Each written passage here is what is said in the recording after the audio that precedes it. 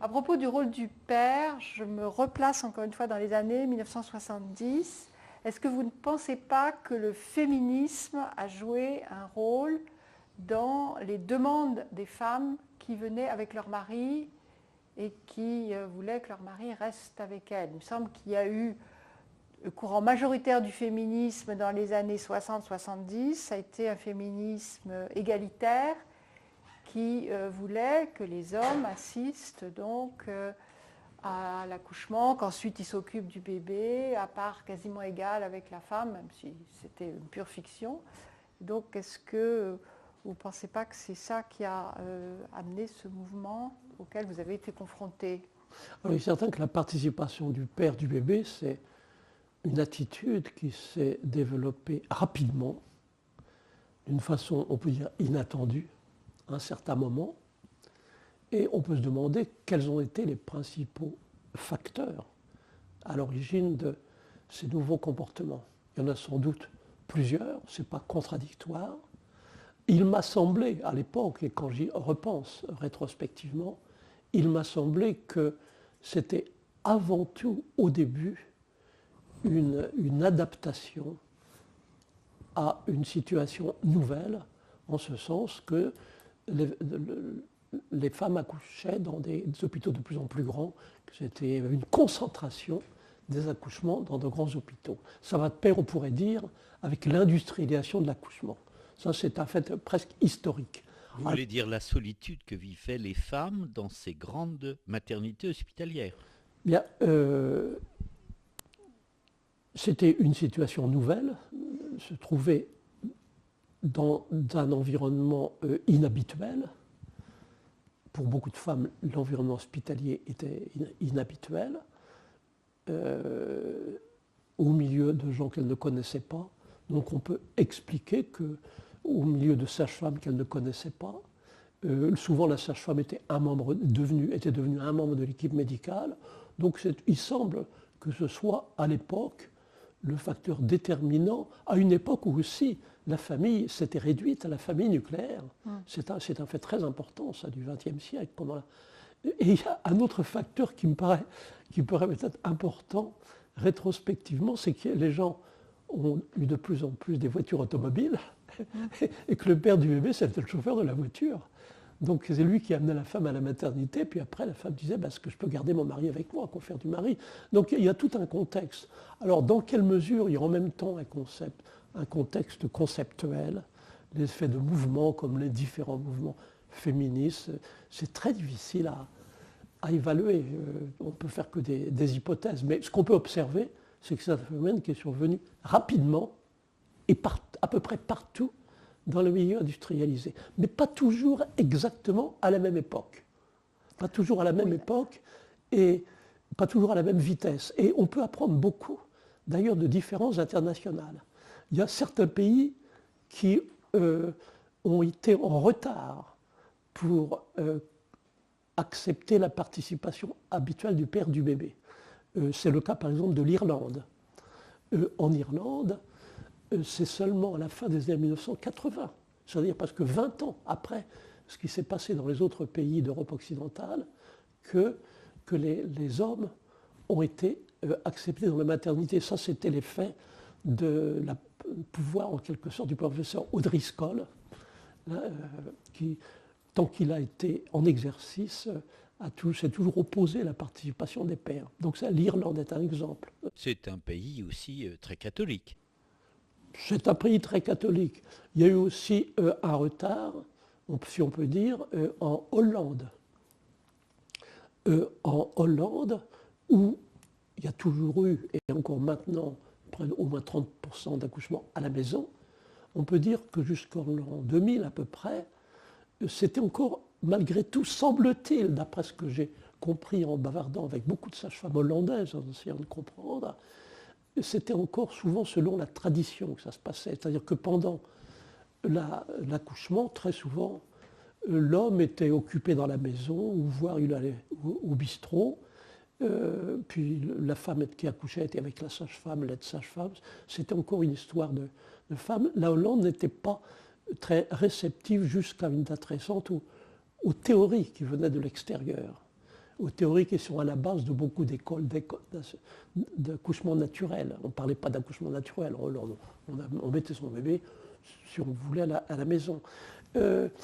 Et c'est seulement récemment, en Hollande, vers l'an 2000, qu'il y a eu l'effet des messages visuels qui sont plus internationaux, il y a une je sais pas, de globalisation des concepts, l'influence de théories, et c'est seulement, semble-t-il, récemment qu'en Hollande, comme ailleurs maintenant, l'homme, on peut dire le couple accouche, l'homme participe beaucoup plus activement. Et il y a un troisième endroit où ça s'est aussi retardé, c'est la Russie. J'ai une anecdote. En 1994, à Moscou, j'ai vu une scène qui est très typique de Moscou, d'ailleurs, pour l'époque. C'était un homme dans la rue qui regardait la fenêtre d'une maternité. Et à la fenêtre de la maternité, on voyait la maman qui montrait le nouveau-né à son mari. Et c'est seulement depuis l'an 2000 que tous les aspects du mode de vie des modes de vie occidentaux se sont développés en URSS. Et maintenant, les pères participent aussi à l'accouchement. Donc, c'est trois pays où la participation du père est arrivée plus tard qu'ailleurs. Mais ce qui est intéressant, c'est que dans ces trois pays, l'ascension des taux de césarienne a aussi été retardée.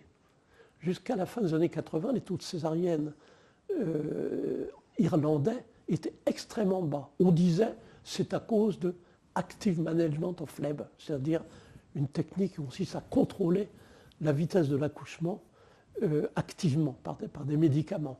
Or, ceux qui essayaient d'imiter cela ailleurs n'avaient pas les mêmes résultats. En Hollande, en l'an 2000, il n'y avait que 10% de césariennes. Maintenant, c'est à peu près la même chose que dans les autres pays occidentaux.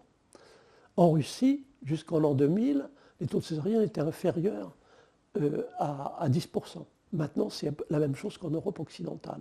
Donc il y a une chose qu'on peut faire, étant donné que c'est un sujet difficile à étudier. On ne peut pas faire d'études dites randomisées, contrôlées, demander à 1000 femmes d'avoir leur mari et à 1000 femmes de ne pas avoir leur mari au hasard. Eh bien, on peut utiliser il ne faut surtout pas s'arrêter à des anecdotes, parce que les théories actuelles, les théories de la participation du père du bébé, ont souvent eu pour base des anecdotes sélectionnées. Avec fin heureuse, donc il faut se méfier de cela. Donc les comparaisons internationales peuvent être utiles, et on peut faire remarquer, en règle générale, que lorsque la doctrine de la participation du père du bébé a été retardée, l'ascension des taux d'intervention a aussi été retardée. C'est une espèce de corrélation qu'on peut mettre dans nos petits ordinateurs personnels pour ensuite essayer de conclure. D'accord. Est-ce que vous ne pensez pas quand même, pour ce qui est de la France, que ce rôle du père a été préparé par l'accouchement sans douleur quand même? Parce que dans l'accouchement sans douleur, les pères étaient encouragés à participer à la préparation et ils étaient souvent très présents dans la salle de naissance. Et donc il y avait déjà une habitude dans ces maternités qui pratiquaient l'accouchement sans douleur, d'avoir le père qui était là. Oui, il est possible que c'est une influence, peut-être encore plus aux États-Unis avec la tendance Bradley, qui a écrit dès les années 1960 un livre qui s'appelait Husband Coach Childbirth, le père qui guide. Ça a été et il était sous l'influence des psychoprophylaxies. Donc il est possible que c'est joué un rôle, mais vraiment la doctrine s'est établie soudain plus tard, un peu plus tard. Oui, ça peut être une influence. D'accord. Alors moi je voudrais... Et c'est difficile de dissocier l'influence de la psychoprophylaxie de l'influence du milieu hospitalier qui était en pleine évolution. Puisque, en règle générale, la psychoprophylaxie n'a pas tellement remis en cause l'accouchement au milieu hospitalier. D'ailleurs, elle s'est développée en France à la clinique métallurgiste. Donc tout ça, ça peut aller ensemble. Oui. Alors moi, je voulais revenir aux années 74, après le Boyer, à Pithiviers, quand vous devenez finalement le lieu emblématique où l'on accouche théoriquement, selon la méthode Le Boyer. Tout ça, entre Oui, bon, guillemets. il est important de souligner qu'il n'y a pas de méthode Le Voilà, Boyer, exactement. qu'il ne faut jamais parler en tant que méthode de naissance sans violence. Naissance sans violence, c'est le titre d'un livre poétique. Ça n'a rien à voir avec une méthode quelconque. C'est un livre poétique qui attire l'attention sur les besoins du nouveau-né.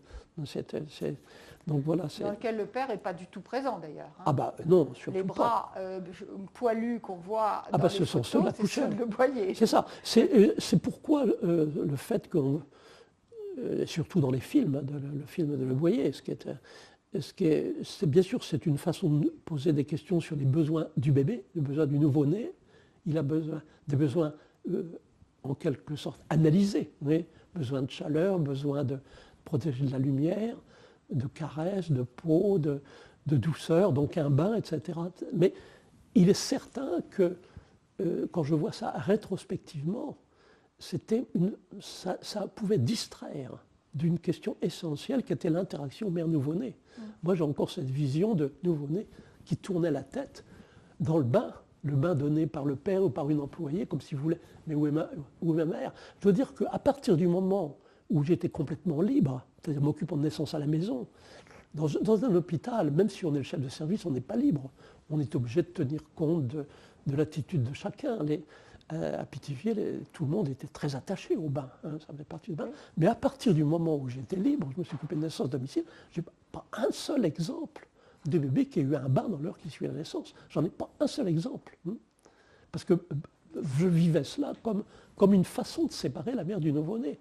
Et je pense, rétrospectivement, je dois dire qu'on n'a pas réalisé l'importance de cette découverte scientifique, cette accumulation de données scientifiques permettant de dire le nouveau-né a besoin de sa mère, c'était complètement nouveau.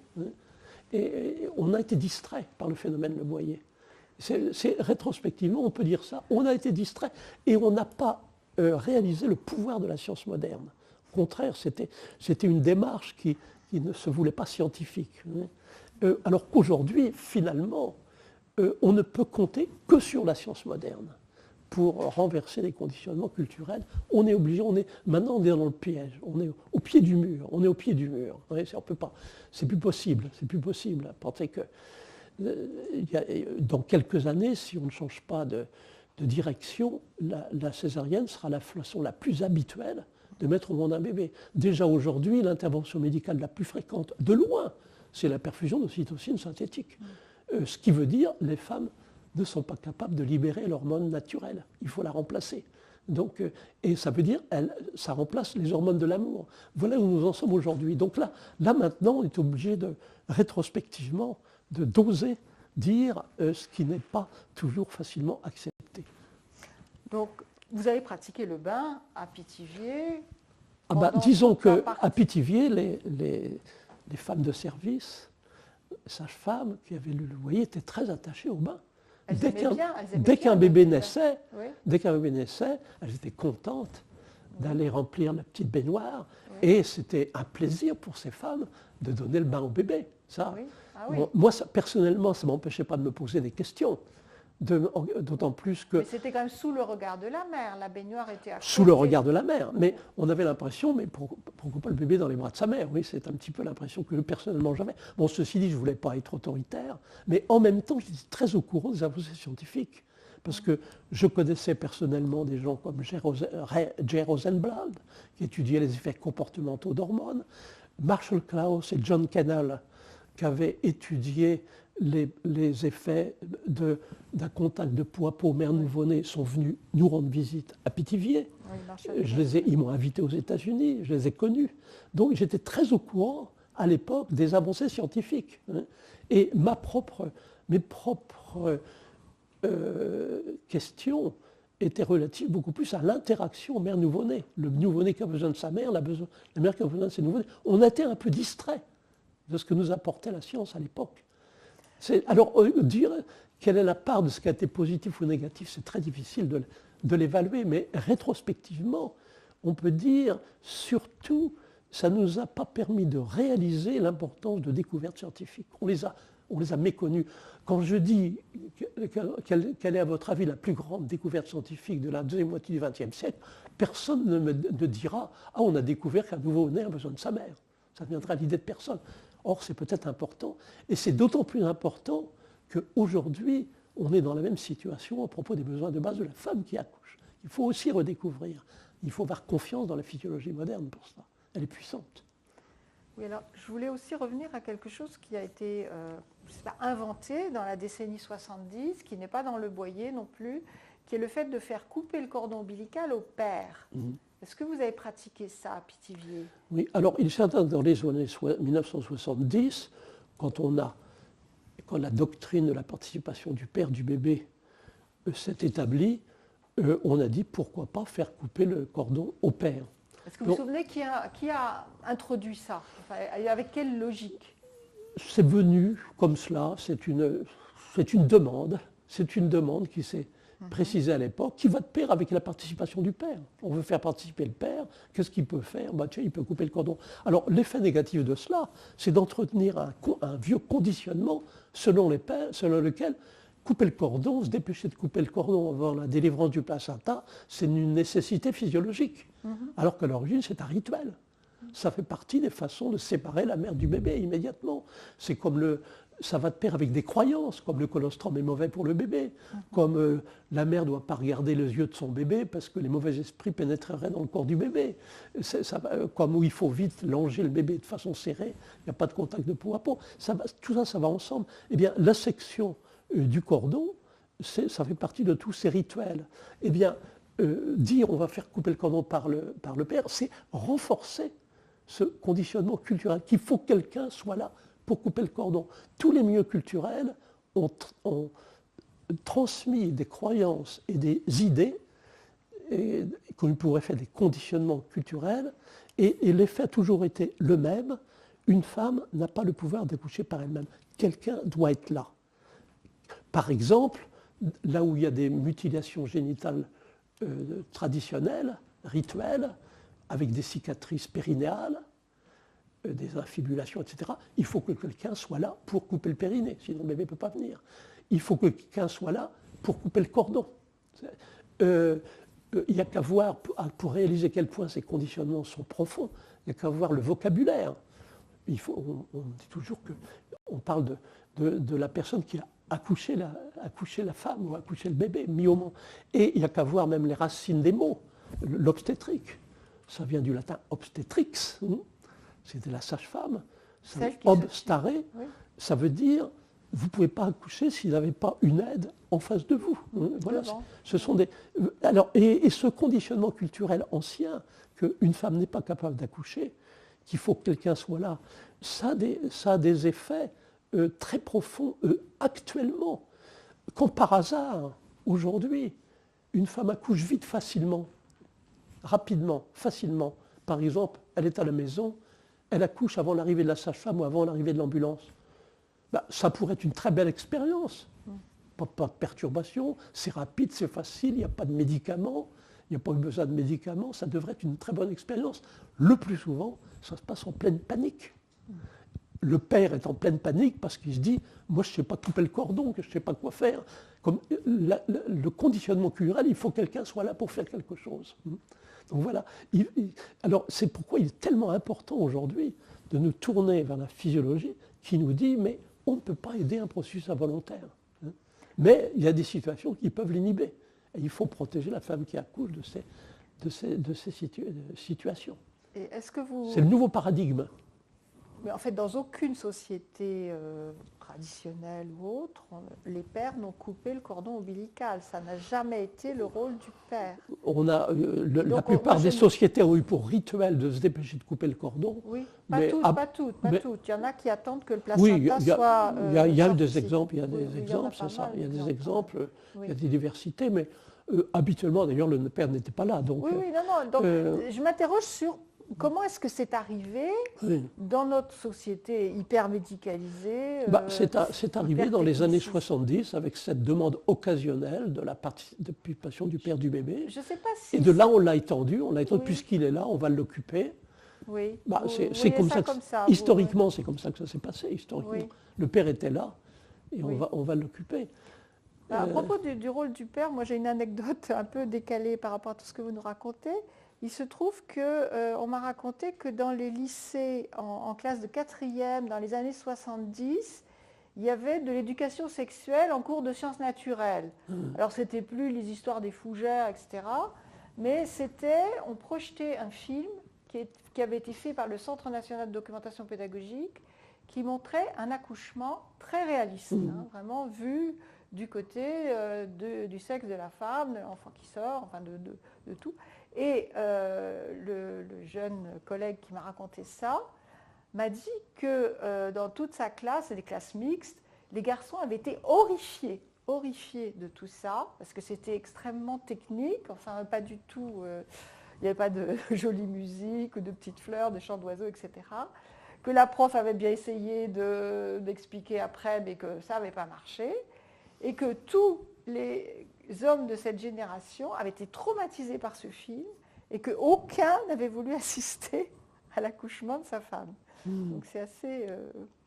Et je veux dire, c'est assez typique aussi de cette idée qu'il faut montrer les choses comme elles sont aux garçons adolescents pour qu'ils sachent ce qui les attend plus tard. Enfin, et que c'était tombé complètement à plat, en fait. Il y a des situations, des circonstances, surtout dans le domaine de la sexualité, où peut-être il faut apprendre à ne pas tout montrer. Oui. Quand on parle de l'attraction sexuelle, par exemple, l'attraction sexuelle est en partie nourrie par le mystère. Une jupe fendue est plus érotique qu'un bikini. Il faut savoir aussi introduire un peu, pas tout savoir. Oui, non, mais... En savoir trop, c'est un handicap. Mais c'est aussi quand même le contexte des années 70, il ne fallait pas mentir, il fallait bien... Il y a tout un contexte culturel. Oui, quand on parle du rôle qui ont été donnés aux hommes dans d'autres sociétés, bien sûr, il y avait des rituels, tout ce qu'on appelle les couvades, mais il y avait aussi des sociétés, comme chez les Arapèches, bien étudié par Margaret Mead, qui a décrit la naissance chez les Arapèches. Ce qui se passait, le père avait un rôle à jouer. C'est quand le bébé venait de naître, il fallait avertir, la première chose à faire, c'était d'avertir le père. Il fallait le trouver d'abord dans le village, l'avertir, lui dire si c'était un garçon, si c'était une fille. Et c'est lui qui décidait à ce moment-là si l'enfant devait survivre ou non. Oui. Et à ce moment-là, la mère avait la permission de toucher son bébé, de s'occuper de son bébé. Donc, il y avait une espèce d'interférence entre la sage-femme et le père, vous voyez, pour décider, pour autoriser la mère. Et ce qui est intéressant, c'est que ce genre de rituel, on le retrouve dans des parties du monde très éloignées de celles étudiées par Margaret Mead. Par exemple, en Amérique du Sud, il y a un genre de rituel qui est assez fréquent, c'est que la mère n'a pas le droit de toucher à son bébé tant qu'elle n'a pas eu la permission donnée, par exemple, par le chaman. Il faut que le chaman vienne. Et chez les Miki de Mako Grosso, c'est une anthropologue de Sao Paulo qui m'a appris ça, eh bien, il faut que le chaman soit venu décider que ce bébé devait vivre et donner à la mère la permission de toucher à son bébé. Et dans d'autres sociétés sud-américaines, en Amazonie, il faut que le parrain soit venu avec ses amis de cérémonie pour donner à la mère la permission de toucher à son bébé. C'est-à-dire qu'on retrouve à peu près partout les mêmes interférences culturelles massives. Séparer la mère du nouveau-né, retarder le début de l'allaitement maternel, ce sont des interférences massives. Quand on sait aujourd'hui que pour une femme libère son pic très élevé d'ocytocine, pour une délivrance facile du placenta, sans perte de sang, et ocytocine, hormone de l'amour, qu'est-ce qu'il lui faut? Eh bien, qu'elle n'ait rien d'autre à faire que de voir les yeux de son bébé, de sentir la peau de son bébé, de respirer l'odeur de son bébé, sans aucune distraction. C'est exactement tout ce que les sociétés humaines ont rendu impossible d'une façon ou d'une autre, y compris nos sociétés, jusqu'à une date très récente. Et même quand la science nous a dit le bébé a besoin de sa mère, il y a eu quand même des obstacles culturels. On a encore trouvé le moyen, des excuses pour d'autres façons d'intervenir. Oui. Alors je voulais revenir encore aux années 70 Et vous demandez si vous vous souvenez des oppositions que vous avez rencontrées dans le milieu obstétrical quand vous avez sorti Bien-être, quand vous avez été connu comme un lieu où on en accouchait d'une manière différente. Est-ce que vous... Alors, on a eu un gros avantage à Pithiviers, c'est d'être un peu isolé. Oui, mais les gens venaient de très loin pour Les gens accoucher venaient chez de très vous. loin, mais vu professionnellement. Hum. Isolé, les gens venaient de très loin. On a des gens qui sont venus des États-Unis ou d'autres pays européens. Mais isolés professionnellement. Et je dois dire que, en règle générale, dans les milieux obstétricaux, ça a plutôt été une indifférence vis-à-vis de sujets qui n'apparaissaient pas comme importants. C'est plutôt l'impression que j'ai eue. Oui. Oui. C'est qu'on abordait des questions qui n'étaient pas très importantes, des petites choses Quand même, il gentilles. y a eu Minkowski qui était quand même vent debout contre Oui, ce type d'accouchement. oui, alors Il y a en France... Sureau vous a répondu l'année suivante avec pour un Oui, nouveau-né. Sureau, je l'ai rencontré souvent. On avait une relation comment dire, très courtoise. Hein. On s'est souvent trouvé dans les mêmes missions, comme si on ne parlait pas de la même chose. Voilà. Comme si c'est plutôt cela. Hein. Oui. Mais ce n'est pas une animosité. Bon. Celui qui pouvait être à la limite peut-être un peu plus agressif, c'était Minkowski, sauf quand on était j'étais directement avec lui dans des émissions. Oui, là, il était très courtois. Hein. Oui. Oui, par écrit, il était peut-être plus violent. Mais quand rétrospectivement, on essaie de relire ce qu'il avait écrit à l'époque, on doit dire que ça ne passe plus aujourd'hui. Quand par exemple, il a écrit dans les années 70 pour un nouveau-né sans risque, il disait maintenant qu'on a des machines électroniques qui permettent de surveiller de façon continue le rythme du cœur du bébé, il n'y a plus aucun risque, vous allez avoir du bébé sans aucun risque. Bon, rétrospectivement, on peut dire, c'était pas aussi simple que ça, il avait pas compris. Et ce qu'il disait, c'était dangereux. C'était dangereux parce que ça voulait dire, s'il y a un accident, ça veut dire qu'il y a une faute. Il y a des coupables. Ça contribue à augmenter la fréquence des problèmes médico-légaux, c'est-à-dire à introduire des atmosphères de peur dans les milieux de naissance. Or, il n'y a rien de pire dans une salle de naissance qu'une atmosphère de peur. Dans un lieu de naissance, la peur, c'est l'ennemi. L'adrénaline, c'est ce qui empêche tout. Eh bien, des livres comme Pour un nouveau-né sans risque, on peut dire rétrospectivement, ça a eu cet effet de créer des situations de peur, la peur du risque médico-légal, parce que tous les bébés doivent naître en bonne santé, vivants et en bonne santé. Mais est-ce que vous avez pu argumenter avec cette manière que vous avez là Pas vraiment, pas directement, non. Parce que moi j'ai l'impression quand même que les obstétriciens ont été en général extrêmement peu favorables à la méthode Le Boyer. Ils accusaient la naissance dans la pénombre d'interdire de voir si les enfants avaient besoin d'être réanimés, de les laisser prendre froid parce qu'ils n'étaient pas tout de suite habillés, qu'on pouvait passer à côté de choses. Alors, graves. il est certain qu'il y a des choses que les obstétriciens ne pouvaient pas facilement comprendre dans les années 70, mais qui sont compréhensibles aujourd'hui, grâce au progrès d'études scientifiques. C'est que moi, j'avais compris dès les années 70, dès le début des années 70, que le seul effet du monitoring électronique fœtal, c'était d'augmenter les taux de césarienne. Ça me paraissait... Et j'avais une interprétation facile, c'est que quand on utilise le monitoring électronique fœtal, la femme sent que ses fonctions corporelles sont observées. Son néocortex est stimulé, elle ne peut pas être complètement... elle ne peut pas partir complètement sur une autre planète, ça rend les accouchements plus difficiles, plus dangereux, il faut faire plus de césarienne. J'avais compris cela très tôt. Donc on avait eu tendance... Bien qu'on était des pionniers pour utiliser le monitoring, tendance à très vite éviter de l'utiliser. Alors ça, c'était difficile à comprendre, mais ensuite, ça a été justifié par un nombre extraordinaire d'études randomisées contrôlées comparant différentes façons d'écouter le bruit du cœur du bébé, de façon discontinue, de façon continue, etc. Et toutes les études publiées ont dit la même chose, quel que soit le contexte, grossesse à haut risque, à bas risque ou le tout venant, toutes les statistiques ont toujours dit, mais tous les statisticiens ont dit, le seul effet constant et significatif de l'utilisation du monitoring électronique fœtal sur les statistiques, c'est d'augmenter les taux de césarienne. Ils n'ont jamais trouvé un autre effet.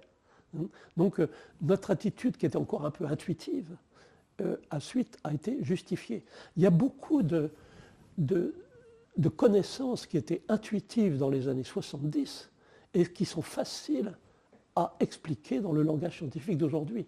Aujourd'hui, on peut dire que ce qui caractérise notre époque, c'est à quel point le langage scientifique apporte son soutien à beaucoup de connaissances intuitives. Par exemple, concrètement, comment vous faisiez à Pithiviers? Donc, vous avez arrêté de mettre le monitoring? On écoutait la sage-femme écoutait les bruits du cœur de façon discontinue, en fonction du cas particulier. Avec le monitoring, elle le branchait? Non, avec un petit Doppler de poche, un petit appareil un peu comme un rasoir électrique, et en fonction du cas particulier. Pas au moment où ça pourrait gêner le plus. La femme qui tout d'un coup part sur une autre planète, ça marche bien, on ne va pas la distraire. C'est important de comprendre la différence entre l'obstétrique, discipline médicale, qui suit des protocoles, et l'art de la sage-femme. L'art de la sage-femme qui s'adapte à chaque cas particulier, qui tient compte de son expérience personnelle, quelquefois de ses intuitions. Alors qu'en obstétrique, discipline médicale, il y a des protocoles stricts. On fait ceci dans telle circonstance. C'est ça la grosse différence, qui n'est pas toujours facile à comprendre et à expliquer. Je vais donner un exemple pour montrer cela. C'est par exemple dans le cas d'une naissance à la maison.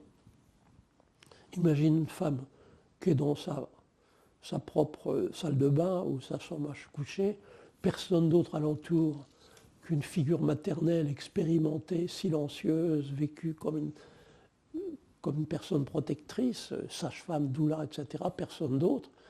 De toute évidence, ça marche bien, ça se sent que ça marche bien, la poche des os est intacte, la femme, comme souvent quand elle est libre, elle est penchée en avant, à quatre pattes, ce qui évite la principale cause de souffrance fœtale pendant l'accouchement, qui est la compression des gros vaisseaux par le bébé, par l'utérus. Donc la principale cause de souffrance fœtale est éliminée quand la femme... Et ça marche bien, la poche des os intacte, dans ces conditions-là, on ne va pas distraire la mère, si tout va bien, pour écouter les bruits du cœur. On va attendre le moment où elle va se lever pour aller aux toilettes, pour au passage. Écoutez, c'est s'adapter au cas particulier. Ça, c'est l'art de la sage-femme, par contraste avec la pratique de l'obstétrique, qui est standardisée. Oui. La même époque voit apparaître ce qu'on appelle l'autonomie. Et donc, la mère a besoin de son bébé, le bébé a besoin de sa mère. Velleman théorise le rapport de la mère au bébé avant même la naissance.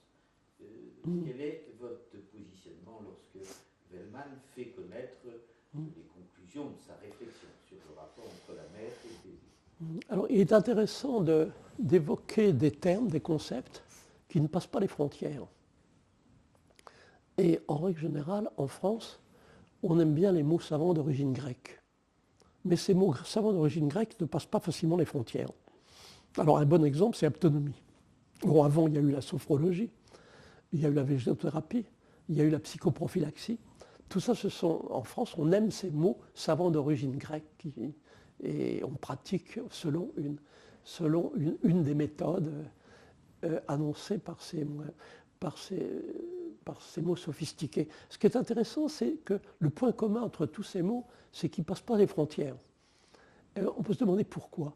Par exemple, ce qu'on appelait en France les psychoprophylaxies, aux États-Unis, on n'a parlé que de méthode Lamaze.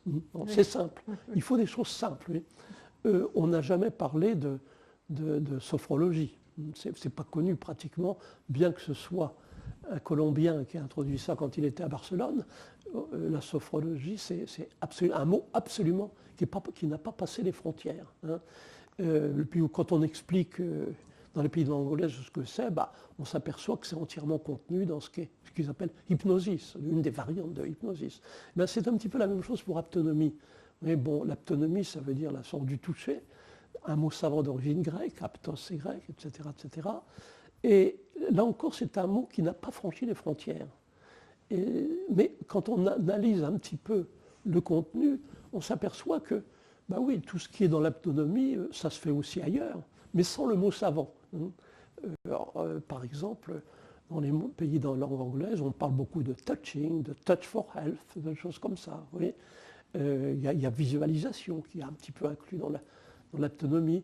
Alors bien sûr, il y a aussi des childbirth educators aux États-Unis et ailleurs qui ont impliqué le père du bébé, d'établir déjà un contact père-bébé pendant la grossesse, avec des bases un peu théoriques, mais sans utiliser de mots savants. Donc un premier commentaire qu'on peut faire, c'est qu'il y a une petite particularité française, on aime se réfugier derrière des mots savants d'origine grecque. Vous voyez, ça ressemble un petit peu à des méthodes. Alors, Bergman est hollandais.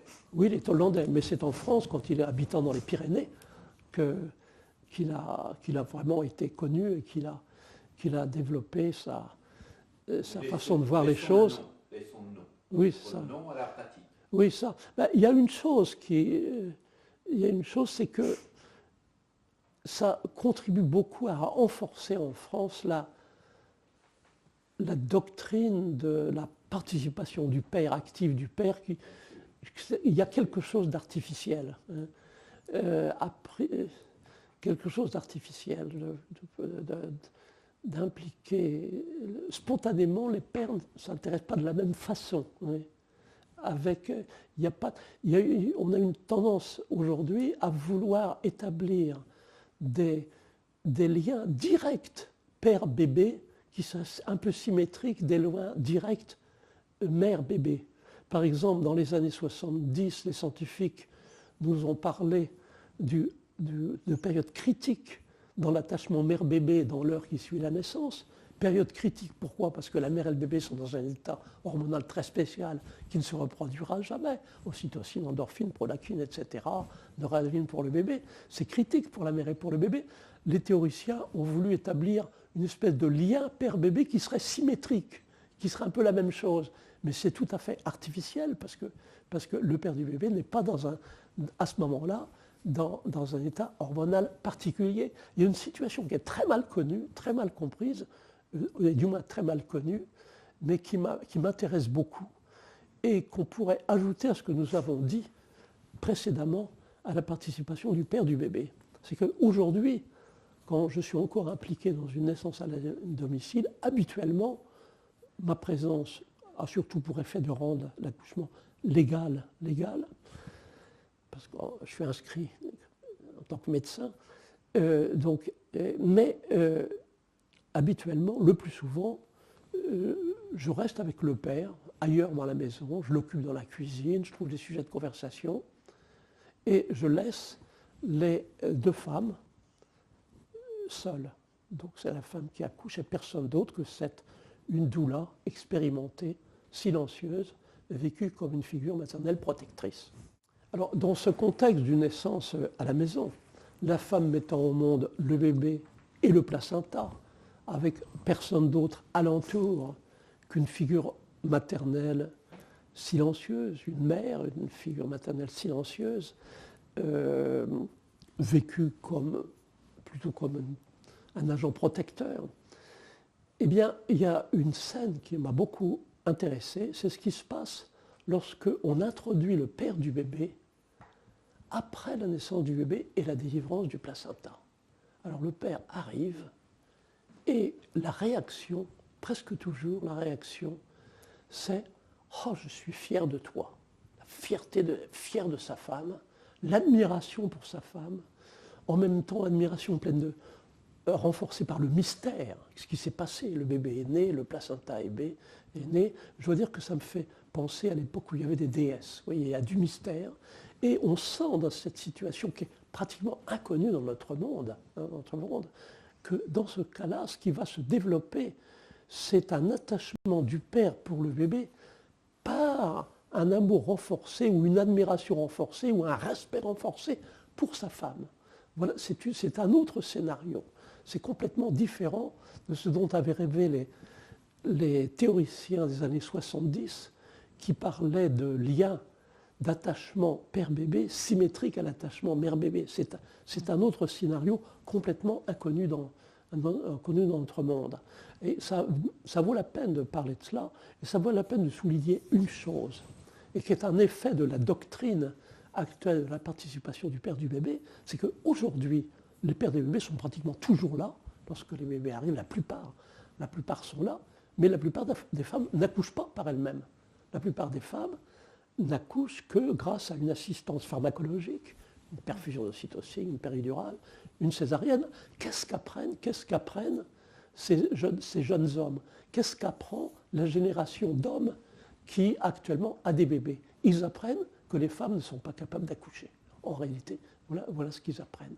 Eh bien, c'est pourquoi il me paraît utile d'évoquer cette situation peu connue de la femme qui accouche par elle-même, avec personne d'autre, une seule personne discrète, et puis le père qui introduit après la délivrance du placenta. Alors là, c'est autre chose, c'est de l'admiration, c'est de l'amour renforcé, et c'est sans doute un scénario différent en ce qui concerne ce que sera par la suite l'attachement père-bébé.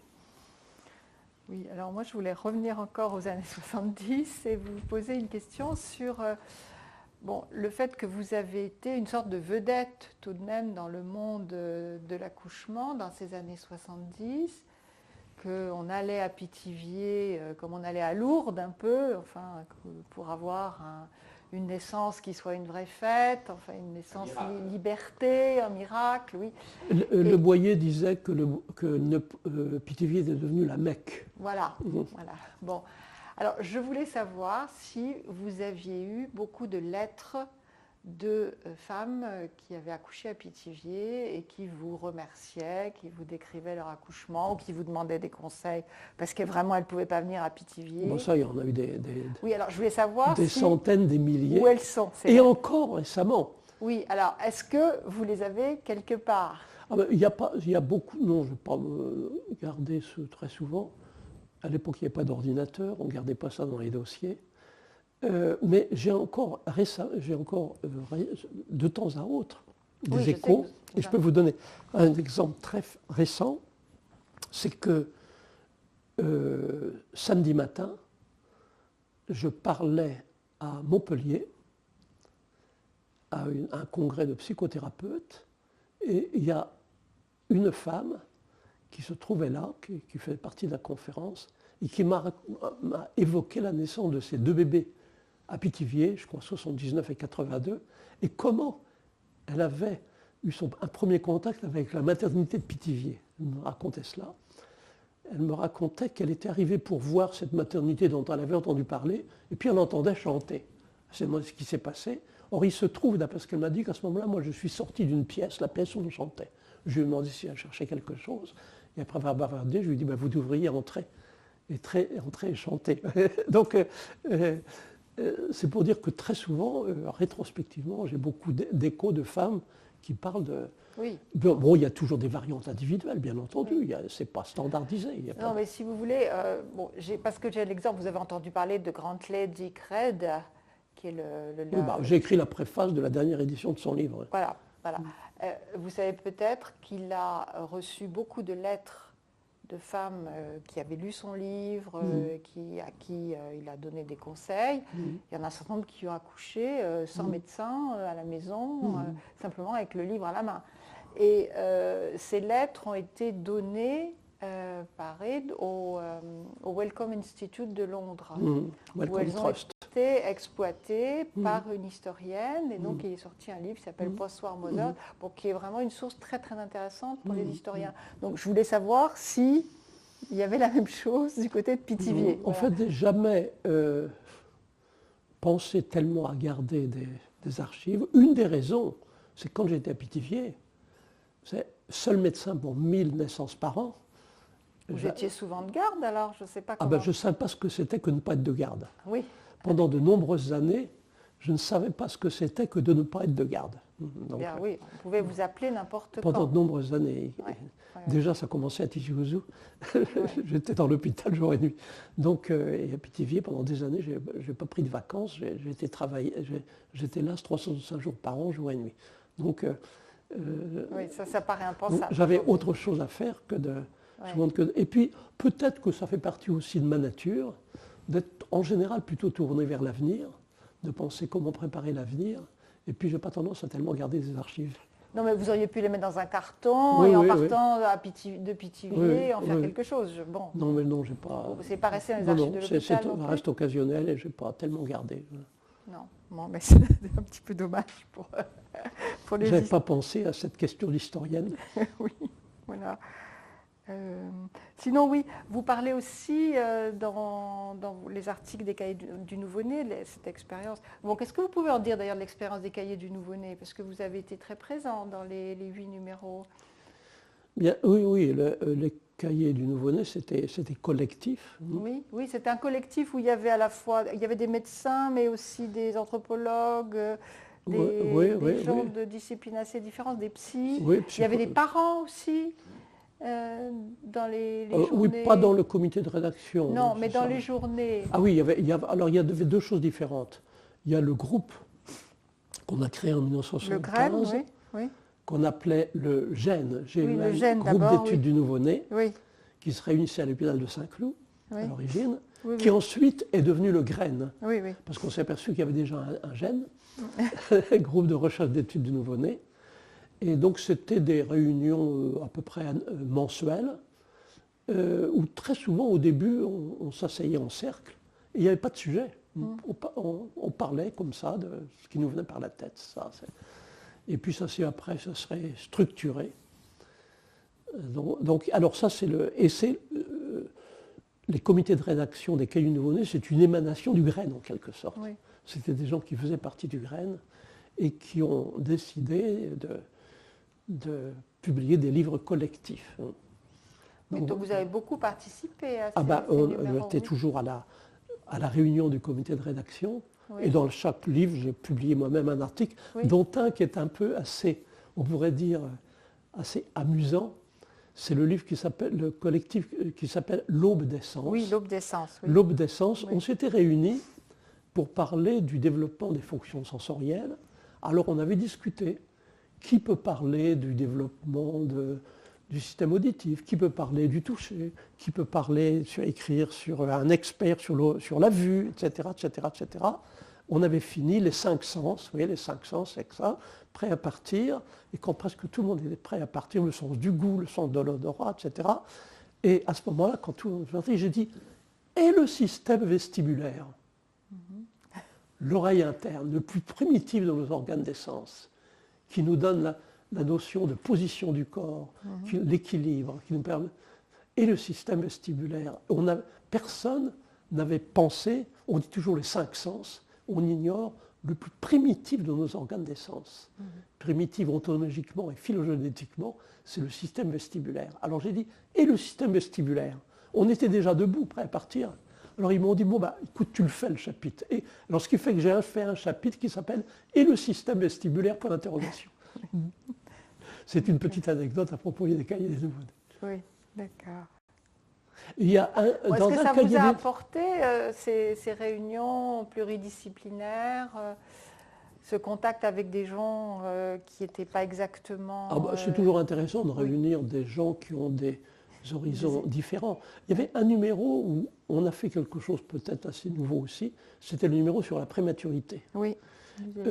Il se trouve que j'avais été déjà à Bogota, en Colombie, là où on avait développé ce qu'on a appelé après les soins kangourous. Oui, les bébés à l'époque, ils kangourous. n'utilisaient pas le terme. Oui. Bon, disons qu'ils avaient compris que la mère pouvait être le meilleur de tous les incubateurs, important dans un pays à standard de vie assez défavorisé, beaucoup de prématurité. Donc, ils avaient développé la notion de la mère en tant que meilleur incubateur possible. C'est ça qu'on... Eh bien, comme j'avais été là-bas, on a pu demander à l'époque à l'un des pédiatres de Bogota d'écrire un texte dans les cahiers du nouveau-né. Je crois que c'est la première fois qu'il y a eu, en dehors de la Colombie, un texte sur ce qu'on a appelé par la suite méthode kangourou. C'était dans les cahiers du nouveau-né en français. Oui. Il n'appelait pas encore ça les soins kangourous. Non, Ça, non, c'est une expression qui a été donnée Oui. par des visiteurs étrangers Oui. par la suite. Et moi, j'y étais en 1981, c'était le tout début, j'avais commencé en 79. Dans l'émission de radio que j'ai entendu, dont j'ai entendu la transcription, vous parlez de la musique, de la... Ou alors c'est Le Boyer qui en parle, du tempura, vous savez, de cette musique de rythme extrêmement sourd, de cette viole en fait. J'en ai parlé un peu de la tempura. Oui, oui. Oui, alors, Est-ce que vous... parler de la tempura, Oui. bon, c'est un petit peu revenir à ce qui est essentiel dans la physiologie de l'accouchement. Pendant l'accouchement, c'est comme pour l'endormissement, il faut que le néocortex se mette au repos. Alors bien sûr, la règle essentielle, bien sûr, c'est que, a priori, le silence est favorable. C'est comme pour s'endormir. C'est plus facile de s'endormir si on est dans le silence, en règle générale. C'est comme pour l'accouchement. Ceci dit, il est certain que dans un cas comme dans l'autre, il est possible qu'une musique monotone, avec des fréquences graves, puisse quelquefois, peut-être, aider les processus physiologiques, aider l'endormissement et peut-être aider l'accouchement. Ce qui fait que pendant une certaine période, on a essayé à Pithiviers, de temps en temps, de passer cette musique, la tempura. La tempura, c'est un instrument à cordes, et c'est une musique très monotone, c'est une fréquence basse. Il est certain qu'on peut s'y endormir. Alors on a fait ça pendant un certain temps, jusqu'au jour où j'ai trouvé que le disque était cassé. Bon, c'était l'époque des disques à l'époque. Oui. J'ai toujours soupçonné une certaine sage-femme qui en avait assez d'entendre cette musique et qui voulait s'en débarrasser. Je ne sais pas. Mais c'est pour dire que, bien sûr, il y a toujours, quand on parle d'accouchement, il y a des besoins de base, mais c'est comme pour l'endormissement, il y a des variantes. A priori, le silence, c'est la condition de base essentielle, mais quelquefois, on peut aussi s'endormir alors qu'il n'y a pas de silence. Vendredi dernier, j'étais à une conférence à Luxembourg. Quand une des présentatrices parlait, je me suis endormi. Donc on peut s'endormir quand les gens parlent. Est-ce que vous imposiez cette musique? Oh non, on n'a jamais rien imposé. C'était les femmes qui la demandaient ou comment ça se faisait comme ça. Tiens, si on écoutait, qu'est-ce que vous penseriez de cette musique ou de choses comme ça? Et ça allait avec la salle sauvage ou ça allait Non, c'était dans la salle de naissance. C'était dans la salle sauvage, là qu'il y avait un tour de disque. Oui, mais pas dans la salle traditionnelle. Ah non, c'est là qu'il se trouvait, c'est là que ça se trouvait. C'est là qu'il y avait le tourne-disque et le disque plus ou moins rayé. Petite anecdote sans grande importance historique, mais enfin ça. Oui, mais à l'époque, je me souviens, El Kabbach était très... c'est s'ils m'ont fait dire à l'émission d'El Kabbach, j'ai fermé. J'étais un peu là pour les utilités. Non, mais Le Boyer aussi avait beaucoup de choses à dire sur la tempura. Et Bernard Tiss aussi, enfin, sur les sons graves et tout. Enfin, ils avaient... Oui, d'ailleurs, vos relations avec Bernard Tiss, on n'en a pas du tout parlé. Est-ce que... on a été très, très amis. Oui. Et vous vous êtes découvert à propos du livre on s'est connus par Le Graine. Mais est-ce que vous êtes connu avant 74? Non, en 75. Non, je connaissais... je connaissais le livre Naître de Bernard Tiss, publié en 1972. Oui. Je connaissais ce livre-là. Oui. Mais Bernard Tiss en tant que personne, je ne l'ai connu que quand on a créé Le Graine. Ah bon, d'accord. On était là ensemble à la première... Donc on s'est vus après des centaines de fois. Oui, mais vous ne l'avez pas connu avant. Non. Oui. Donc, d'accord. Bon, écoutez, je crois que j'ai à peu près épuisé ma liste de petites questions. Quelques mots sur les sages-femmes. Oui. Finalement, quel est leur rôle? Alors, quand on analyse ce que nous apprend aujourd'hui la physiologie, quel que soit le concept que l'on prenne comme point de départ, antagonisme adrénaline-ocytocine, inhibition néocorticale, finalement, on arrive toujours à des conclusions d'une très grande simplicité. Pour accoucher, une femme a besoin de se sentir en sécurité sans se sentir observée. Voilà ce qu'on apprend de la physiologie. Alors, comprenant cela, on est amené à se poser une question. Quel est le type de personne qui peut être introduit dans un lieu de naissance et dans la présence sera compatible avec la satisfaction de ses besoins de base, se sentir en sécurité sans se sentir observé. Quel est le prototype de la personne avec qui on se sent en sécurité sans se sentir observé? Mais si on pose la question de cette façon-là, et c'est inspiré par la physiologie, on est obligé de dire, dans un monde idéal, le prototype de la personne avec qui on se sent en sécurité sans se sentir observé, c'est la mère. Et ça permet de comprendre l'origine de la sage-femme. La sage-femme, à l'origine, c'est la mère, c'est la figure maternelle qui protège. Il semble que dans les sociétés qui ont précédé l'écriture, l'agriculture, quand les femmes s'isolaient pour accoucher, dans les buissons, dans une hutte spéciale, en général, il semble, d'après ce qu'on croit savoir, qu'elles se débrouillaient quand même pour être pas trop loin de leur mère, ou d'une grand-mère ou d'une tante, une figure maternelle, qui sans doute était avant tout la personne qui protège contre la présence d'un animal ou d'un homme qui aurait pu rôder alentour. C'est ça l'origine de la sage-femme, vraisemblablement. Alors après, avec des millénaires de socialisation de l'accouchement, le rôle de la sage-femme s'est transformé. Ça fait partie de la socialisation graduelle. La sage-femme, très souvent, est devenue beaucoup plus la personne qui contrôle l'événement, qui guide la femme qui accouche. C'est un petit peu l'agent des milieux culturels, chargé de transmettre les croyances, les rituels propres au milieu culturel, souvent utilisant des procédés traditionnels transmis de génération en génération, plus ou moins invasives. On a beaucoup de rapports de sages-femmes traditionnelles, par exemple dilatant le col au doigt, ou comprimant l'abdomen pour faire sortir le bébé, ou utilisant des herbes de façon traditionnelle pour contrôler la vitesse de l'accouchement. Donc, il est important de rappeler qu'à l'origine, c'est ce que nous rappelle aussi d'ailleurs le mot qui veut dire sage-femme dans beaucoup de langues, y compris la matrone autrefois en français, ou comatrona en espagnol aujourd'hui. La sage-femme à l'origine, c'est la figure maternelle. Donc voilà ce qu'on peut dire. Et ça, c'est parfaitement interprété par la physiologie moderne.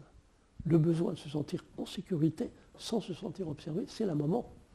Donc pas de sage-femme homme. Ça veut dire qu'il est important aujourd'hui de redécouvrir la raison d'être, le rôle spécifique de la sage-femme, au moment où, dans beaucoup de pays, elles ont complètement disparu. La Chine, les grandes villes chinoises, les grandes villes d'Amérique latine et ailleurs, où le rôle de la sage-femme s'est transformé, à tel point qu'on a oublié le rôle spécifique de la sage-femme. Dans nos pays, c'est maintenant un membre d'une équipe médicale. Alors, bien entendu, on ne fait même plus attention aujourd'hui si la sage-femme est un homme ou une femme. Mais ça, le fait d'ignorer cette différence, c'est a priori un symptôme d'une incompréhension profonde des besoins de base de la femme qui accouche. C'est pas comprendre ce que c'est que de se sentir en sécurité sans se sentir observé. Je vois maintenant avec les doulas que je connais à Londres, il n'y a pas de doute qu'une femme se sente bien plus en sécurité quand elle accouche, quand elle est une femme qui a eu 4 enfants et qui sait ce que c'est d'accoucher. C'est presque une évidence. Ça devrait être facile à comprendre. Elle sent. Toutes les sages-femmes n'ont pas eu d'enfants. Ah non. Et même, il y a même des écoles de sages-femmes qui préfèrent celles qui n'ont jamais eu d'enfants. Mais traditionnellement, il y a eu une époque où il était recommandé, il était même, je crois, obligatoire que les sages-femmes aient eu des enfants. Enfin, pas forcément obligatoire. Non, mais dans beaucoup de sociétés. Oui. Et souvent des femmes, c'était souvent même des femmes expérimentées par leur âge. Dans l'anglais des États-Unis, la sage-femme, c'est de granny. C'est la grand-mère. C'est souvent c'est la bonne mère aussi. La en bonne mère, France, c'est ça. Oui. On l'appelle dans comme certaines ça, dans sociétés, certaines régions. la sage-femme était choisie par la communauté. Alors selon certains critères. Ça pouvait être celle qui connaissait le mieux les prières. prier pendant l'accouchement, que ça peut être sans doute très favorable. C'est partir sur un autre monde, réduire l'activité néocorticale, c'est contagieux. Oui, c'est un peu comme la tricoter. tempora un peu. Oui, c'est comme tricoter, etc. C'est ça. Et finalement, au cours de l'évolution professionnelle qui est la vôtre, quelle est votre impression sur à peu près le pourcentage, on va dire dans les pays occidentaux, d'accouchements qui restent pathologiques? Des accouchements qui sont pathologiques aujourd'hui? Oui. Et c'est presque tous. Non. Ceux qui ne le sont, non, ça vous venez d'expliquer pourquoi ils le sont tous. Mais combien il resterait si nous éliminions le néocortex et ses stimulations? Oui. Donc, il reste une pathologie, ou non? Bien sûr qu'il en reste. Si on redécouvrait les besoins de base de la femme qui accouche. Bien sûr, non, parce que vous avez une C'est expérience. C'est Si votre expérience professionnelle. Oui, ça, si on Donc crée vous, des conditions à partir de qui rendent les votre accouchements expérience, faciles, c'est ça, oui. votre C'est expérience, ça. Alors, c'est une question très difficile, parce qu'il y a sans doute d'autres facteurs qui entrent en jeu. Et question qu'il faut peut-être poser aujourd'hui, c'est est-ce que la capacité d'accoucher n'est pas en train de s'affaiblir de génération en génération? c'est ce que vous démontrez, ou tentez de C'est ça, démontrer. oui. Alors, c'est pourquoi on ne peut pas y répondre, il faut y répondre à propos d'une génération ou d'une autre. Et c'est une question très importante aujourd'hui, parce que sur le plan des avancées scientifiques, aujourd'hui, nous sommes à l'ère de l'épigénétique. C'est-à-dire qu'on apprend, je résume un peu, on apprend en quelque sorte comment des caractères acquis peuvent se transmettre de génération en génération. On comprend comment, quand un organe ou une fonction devient moins utile, s'affaiblit. C'est la sélection naturelle. Il y a la transmission de génération en génération, non seulement du génome, mais de l'épigénome, c'est-à-dire du résultat de l'effet de l'interaction gène-environnement. Lysenko. C'est ça. Alors, dire quelle est la proportion de femmes qui peuvent accoucher par elles-mêmes, ça peut Non, mais fluctuer. l'expérience de Michel Audin. Oui, mais ça peut aller de génération en génération. Alors, dans la population actuelle,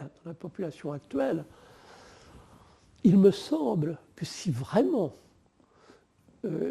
c'était possible, mais c'est utopique, que toutes les femmes puissent accoucher dans un environnement apparemment idéal, on pourrait peut-être faire descendre les taux de césarienne dans la population actuelle à 10 ou 15%, c'est possible.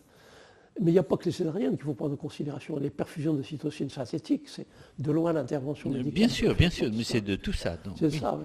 Alors, c'est très difficile à évaluer.